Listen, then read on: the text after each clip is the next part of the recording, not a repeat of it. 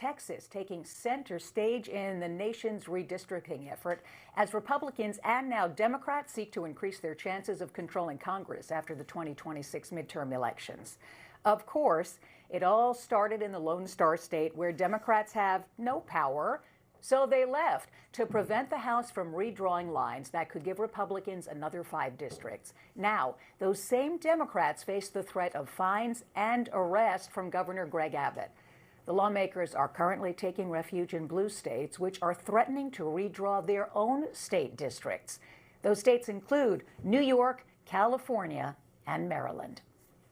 We're doing it because we feel that this is the only way we can protect Texans. This is the only way we can protect Americans. Leaving the state does not stop this House from doing its work. It only delays it.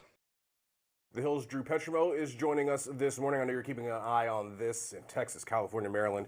Here at home, what is the latest in the Lone Star State with these Democrats who have left the Lone Star State? Yeah, so where are the Democrats? They have gone to, as you said, blue states, Massachusetts, New York. A lot of them are in Illinois, where you saw that press conference happening right there. The big question is, can Texas Governor Greg Abbott and Republicans in the state legislature force them back into town? There's a bit of a deadline. They have to redraw these districts and have them locked in by early December in order to have their primaries next year and keep the schedule moving forward. The question is, how would they actually force them back into the state? They are being fined $500 a day, which will accumulate to about $60,000 by the time this deadline approaches. But technically, by breaking quorum, they haven't committed a crime. So that's the big question. How do you force them to come back to the state under civil penalty? Democrats seem to be inclined to stay out of the state and not allow this vote to go forward.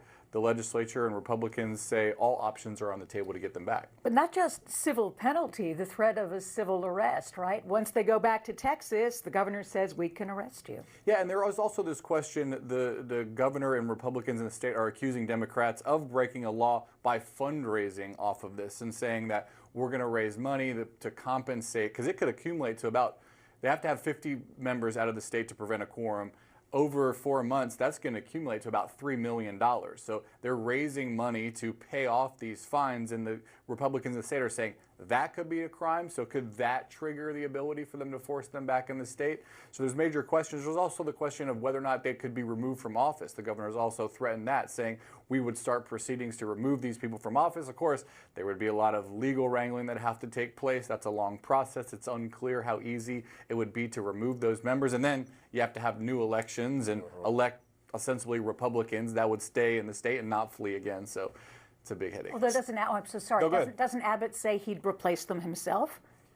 I've heard him, the discussion that I've heard is that there would have to be special elections to have a member in place.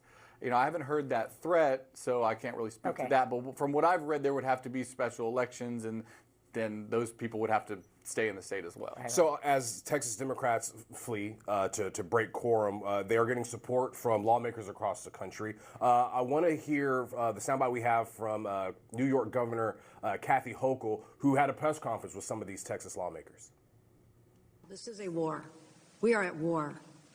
And that's why the gloves are off, and I say, bring it on.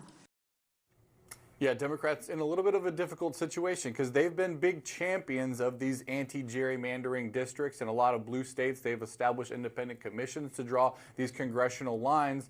But now, faced with what's happening in Texas, these Democrats in places like New York, Illinois, California, the Democrats say now they're willing to break with this push that they've been on, this kick that they've been on, to totally undo that and do some partisan gerrymandering, but only temporarily and only if Texas acts. So, you know, yeah, it's a messy situation. I'll give them this. At least they're not sort of trying to hide the ball here. They're saying we are gerrymandering maps, and we're just going to be open and honest about it. And there's a long tradition in the Democratic Party of gerrymandering maps. We've seen it across the country. Illinois is gerrymandered.